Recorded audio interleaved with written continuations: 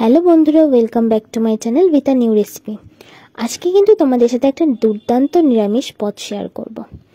এই বাড়িতে যদি মাছ মাংস ডিম না থাকে না, তো তোমরা এই পটলের এই রেসিপিটা যদি ট্রাই করো না, আমি গ্যারান্টি দিচ্ছি তোমাদের সবার খুব পছন্দ হবে আর তোমরা পেট পুরো ভাত খেতে পারবে এটা দিয়ে। আর কোনো জিনিস লাগবে না, কথা দিতে পারি। আর তোমাদের পছন্দের লিস্টের মধ্যে এটা কিন্তু একটা অ্যাড টু ফেভারিট হয়ে যাবে। তো এটা আমি আজকে রান্না করেছিলাম হচ্ছে খুব ইজিভাবে কয়েকটা মাত্র উপকরণ দিয়ে দই পটল। যে পটলটা দেখতেই পাচ্ছ একটু তেল তেল ছিল, প্লাস বেশি একটা গ্রেভি কিন্তু ছিল না। তো হালকা হালকা গ্রেভি ছিল, খেতে কিন্তু অসাধারণ হয়েছিল, জাস্ট অসাধারণ। তার জন্য কি করতে হবে, আমি এখানে 6টা থেকে 7টার মতো পটল নিয়েছি। তো 7টা পটলকে ভালোভাবে খোসা ছাড়িয়ে নিয়েছি, একটু কিন্তু খোসা নেই। তারপরে নুন আর হলুদ দিয়ে পটলটাকে আমি মেখে নেব। তো বেশ পরিমাণ মতো একটু নুন নিয়েছি, এরপরে এর উপরে দেবো হচ্ছে হলুদ গুঁড়ো।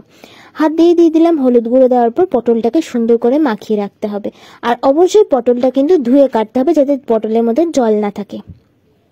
আর পটলের চারিদিকে আমি ছুরি দিয়ে একটু চিড়ে চিড়ে দিয়েছিলাম, যাতে পটলের মধ্যে মশলাটা ভালোভাবে ঢুকতে পারে। তো এক একটা পটলকে আমি এরকমভাবে মানে নুন আর হলুদটা ভালো করে মাখিয়ে নিয়েছিলাম। বেশ জাম্বো সাইজের এক একটা পটল ছিল।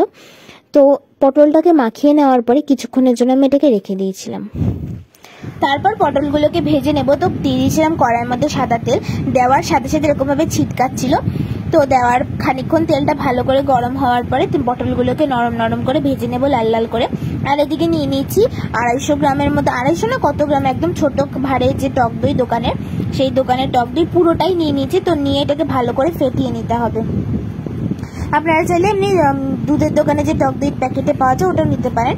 তো এটা নিয়ে নিয়েছি। এর মধ্যে এবার একটা মিক্সির মধ্যে নিয়ে নিয়েছি, মিক্সির বাটির মধ্যে টমেটো, হাফ টমেটো, টক দই, কাঁচা লঙ্কা, একটু আদা বাটা দিয়ে এটাকে ভালো করে পেস্ট করে নেব। এই পেস্টটাই শুধু যাবে, আর কোনো পেস্ট যাবে না।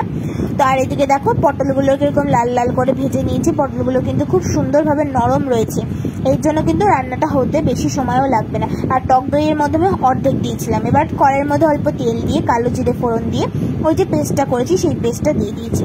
দিয়ে ভালো করে এটা ভালো করে কষাতে হবে লো ফ্লেমে। যেহেতু মানে পটলটা ভালো করে সেদ্ধ আছে আর মশলাটাও বেশিক্ষণ কষানোর দরকার পড়বে না, তাই জন্য রান্নাটা বেশিক্ষণের নয়, খুব অল্প সময়ের মধ্যে, হাতে একটু অল্প সময় নিয়েই হয়ে যাবে। তো এর মধ্যে দিয়ে দেবো একটুখানি যে নুন পরিমাণ মতো, তারপরে দেবো একটুখানি হলুদ। আপনারা চাইলে হলুদটা নাও ইউজ করতে পারেন, সেটা আপনাদের ইচ্ছা মতো, এটা অপশনাল। তো হলুদ দিয়ে ভালো করে কষিয়ে নেওয়ার পর যখন এটা থেকে তেলটা বেরিয়ে আসবে, মানে এই মশলাটা থেকে, তারপরে এর মধ্যে দিয়ে দেবো হচ্ছে ফেটিয়ে রাখা যে টক দইটা রয়েছে। ভালো করে কষানোর পরে এর মধ্যে সেই ফেটিয়ে রাখা টক দই দেবো। তার আগে দিয়ে দিলাম জিরের গুঁড়ো।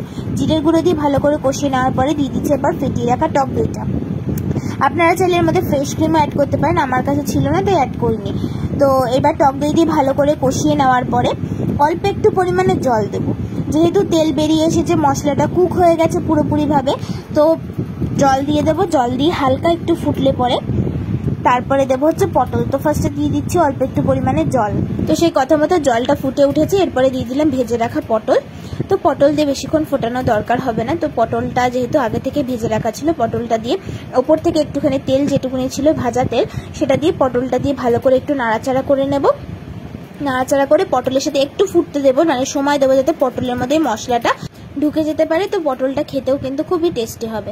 তো তাই জন্য পটলের সাথে যাতে ঝোলের ফ্লেভারটা পাওয়া যায়, তার জন্য বেশ খানিকক্ষণ ধরে একটু ফুটতে দিয়েছি। আর এটা আপনারা মানে ইচ্ছে মতো গ্রেভি রাখবেন বা মানে মাখা মাখা করবেন কি একটু ঝোল রাখবেন, সেটা আপনাদের ইচ্ছে মতো। তো দেখুন এখানে মোটামুটি পটলের সাথে গ্রেভিটা একদম মিশে গেছে।